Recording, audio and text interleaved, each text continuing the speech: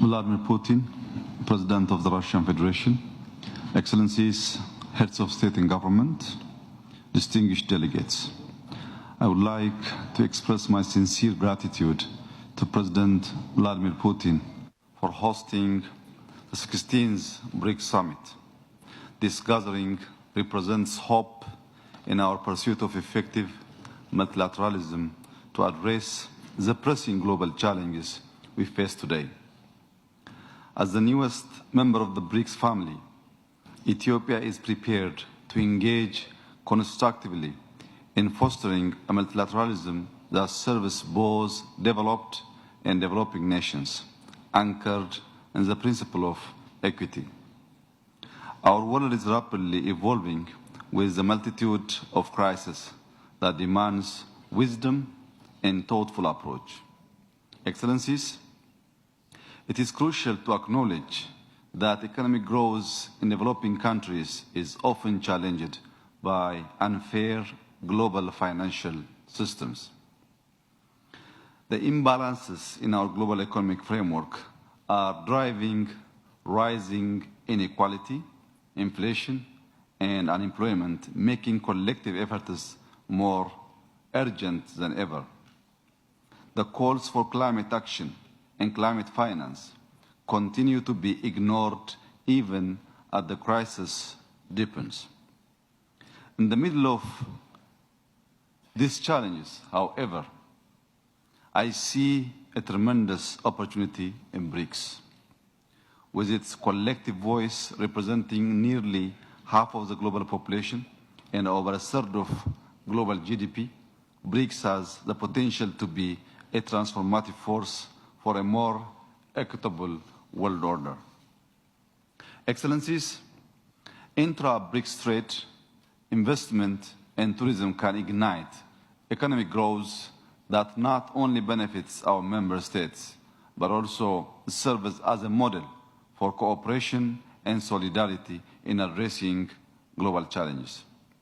We must leverage our diverse economies and high growth potential to achieve tangible economic gains that uplift our people. Enhancing cooperation in the development of artificial intelligence is also essential.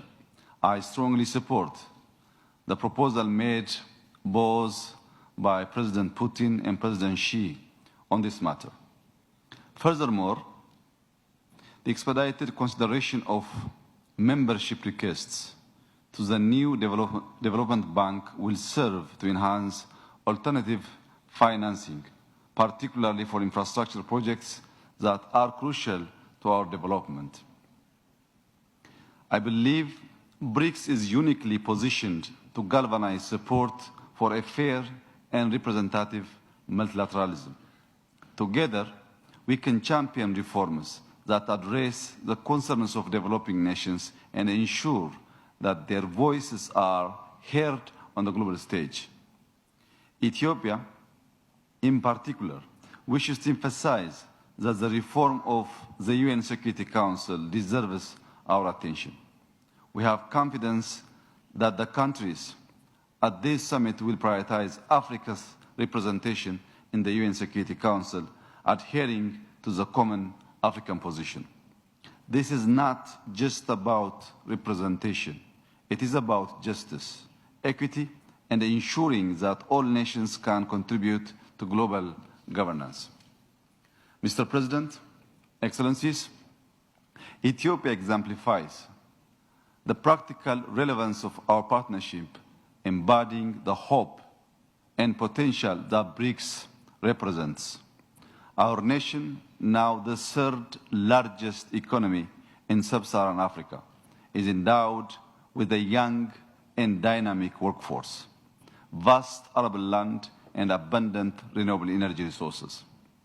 These assets present unparalleled opportunities for investment and trade, and our ongoing macroeconomic reforms have unlocked new avenues for growth. Our Green Legacy Initiative, which mobilized our citizens to plant 40 billion seedlings in 6 years, stands as a testament to our commitment to sustainable and climate-resilient economic growth. Ethiopia is equally committed to ensuring food security, having become the largest wheat producer in Africa through enhanced productivity. Our investments in smart cities and tourism development highlight our cultural and historical richness, drawing visitors from around the globe. Therefore, I renew my call for strong intra-BRICS economic cooperation across sectors such as manufacturing, agriculture, energy, tourism, and importantly, artificial intelligence. As I conclude, let me assure you, Excellencies, of Ethiopia's unwavering commitment to actively participate in realizing our shared vision for a brighter future.